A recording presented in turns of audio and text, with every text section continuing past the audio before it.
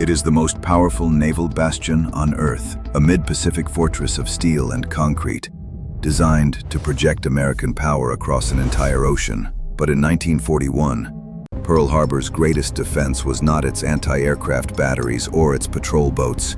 It was the water itself. The harbor is a shallow basin. In the anchorages where the capital ships of the U.S. Pacific Fleet gathered, the depth was, on average, just 40 feet 12 meters. For the naval doctrine of the day, this simple geographic fact made it an impenetrable sanctuary. When an aerial torpedo is dropped from a fast-moving aircraft, it doesn't just skim the surface, it plunges, following a violent ballistic arc, diving 100 feet or more before its internal mechanisms can stabilize, arm the warhead, and begin its run. In the shallow confines of Pearl Harbor, any conventional torpedo attack was considered a physical impossibility. The weapons would simply slam into the mud, harmless. The 8 battleships moored on Battleship Row were therefore believed to be safe from the single weapon that could inflict a mortal wound. But this comfortable assumption rested on a fatal question. What if an adversary re-engineered the impossible? This is the story of Pearl Harbor and the catastrophic strategic assumption that sealed its fate. We will dissect how it was designed to be a fortress and why it failed. To understand why the attack was so devastating, we must first analyze the strategic doctrine that concentrated so much power in one place. In 1941, the global measure of naval strength was simple: battleships.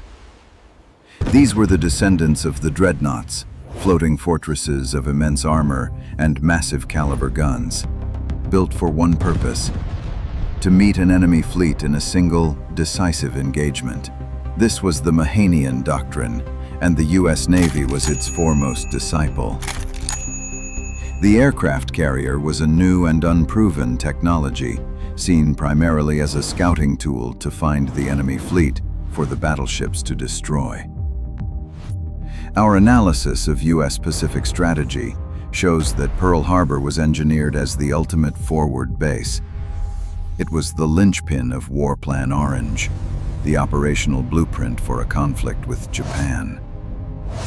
From this single harbor, the battle line of the Pacific Fleet could resupply, refuel, and sorting to intercept any Japanese offensive, likely in the Philippines.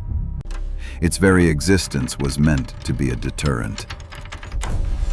This concentration of force created a vulnerability, but one that American strategists dismissed through a series of interlocking and ultimately fatal assumptions. First was the assumption of distance. Japan was nearly 4,000 miles away. Moving a carrier strike force Aikido butai across that vast expanse of the North Pacific in total radio silence, undetected, was considered a logistical and navigational feat bordering on fantasy. Any attempt, it was believed, would be spotted by long-range patrol aircraft hundreds of miles out. Second was the assumption of intent. American intelligence correctly identified Japan's interest in Southeast Asia, southern resource area. An attack on Hawaii seemed strategically illogical, a massive gamble that would invite total war for no immediate territorial gain. And third, within the harbor itself, the primary threat was believed to be sabotage. When we examine the archival footage of Hickam and Wheeler fields, we see the American aircraft parked neatly in rows, wingtip to wingtip. This was not an oversight.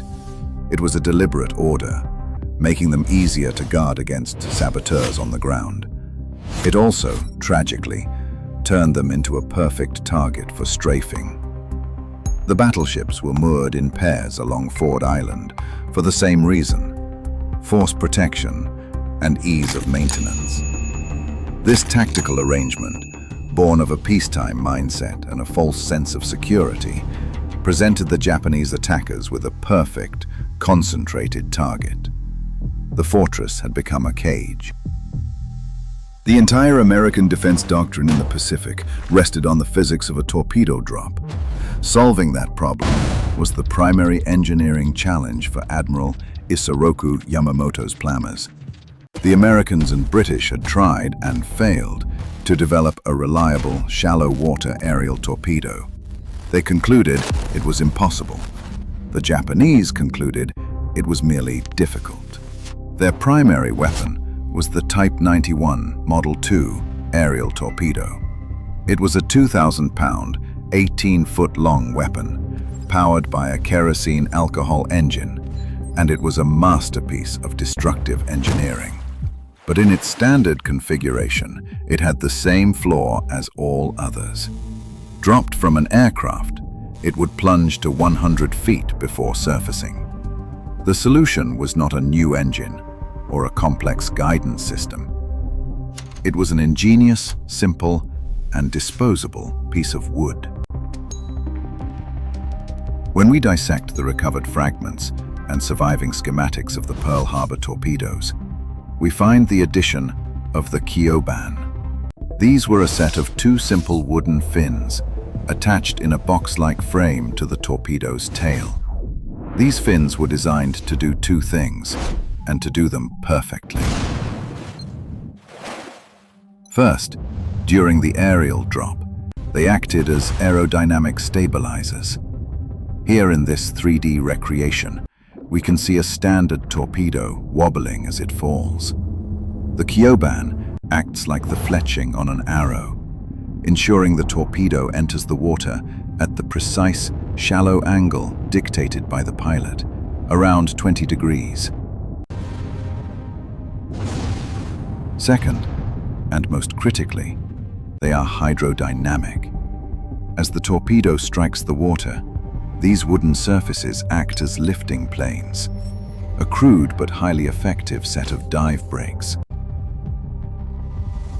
They create an immediate counterforce to the torpedo's downward momentum. Instead of diving, the weapon is forced into a controlled belly flop, leveling out at a depth of just 30 to 40 feet before the fins are sheared off by the water resistance. The torpedo's own engine and rudders then take over, armed and running hot, pointed directly at the target. It was a brilliant, low-tech solution to a high-tech problem. While American engineers focused on complex gyroscopes, Japanese engineers had, quite literally, just nailed some wood to the back, and it worked. But this weapon's success depended on one other factor: total surprise. A fortress alerted is a fortress prepared. Here we must analyze the other critical machine in this story, America's own warning system. High on the northern tip of Oahu, at a site called Opana Point, the U.S. Army had installed one of the most advanced pieces of technology in its arsenal, the SCR-270 mobile radar. This system was revolutionary. It could detect aircraft formations at a range of over 130 miles, providing more than an hour of warning time, a luxury in aerial warfare. At 7:02 a.m. on December 7th, Privates Joseph Lockhart and George Elliott, running the unit past its scheduled shutdown time, saw something astonishing. A massive blip appeared on their oscilloscope screen, larger than anything they had ever seen. At 7:48 a.m., the consequence of the failed radar warning arrives.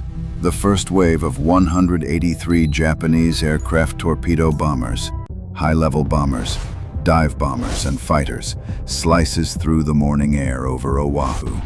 Their first priority: air supremacy. At Wheeler and Hickam Fields, the neatly parked American aircraft, lined up wingtip to wingtip to guard against sabotage, are systematically strafed and bombed. They are destroyed before their pilots can even reach them. In less than 10 minutes, the U.S. air response is effectively neutralized. Then, at 7:53 a.m., the main attack force descends on Battleship Row. The 40 Nakajima Kate torpedo bombers execute the most critical phase of the attack.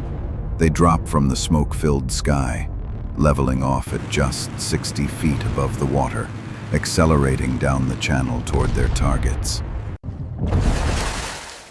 Here, our forensic model reconstructs the moment the impossible weapon is unleashed. One after another, the Kates release their Type 91 torpedoes. We can visualize the Kyoban wooden fins striking the water. The torpedoes, instead of diving into the mud, are forced into their shallow run trajectory. Armed and active, they race the few hundred yards to the port sides of the moored battleships. The USS Oklahoma, moored outboard of the USS Maryland, is the first to feel their full, concentrated fury. She is an older ship, her anti-torpedo bulges designed to withstand a single hit. She is struck by at least 5, and perhaps as many as 9 torpedoes in less than 2 minutes. In this cross-section of the Oklahoma, we can see the catastrophic failure. The torpedoes rupture the hull sequentially, ripping open a massive gash below the waterline. The internal bulkheads, not designed for this level of cascading failure, collapse. Uncontrolled flooding rages through the port side. The ship's list becomes unrecoverable. In less than 12 minutes, the 35,000-ton battleship lurches, groans, and turns completely turtle, trapping over 400 men inside. Nearby, the USS West Virginia is hit by 7 torpedoes. She sinks, but the quick thinking of her crew deploys counter-flooding, allowing her to settle upright on the harbor bottom. But the single most devastating event of the morning is yet to come. At approximately 8:06 a.m., a high-level bomber flying at 10,000 feet releases its payload. This is not a torpedo. It is a 1,760-pound, 800 kilograms, armor-piercing bomb, converted from a 16-inch naval shell. Our analysis of the wreck shows the shell's precise, fatal trajectory. It strikes the USS Arizona near Turret 2 on the starboard side.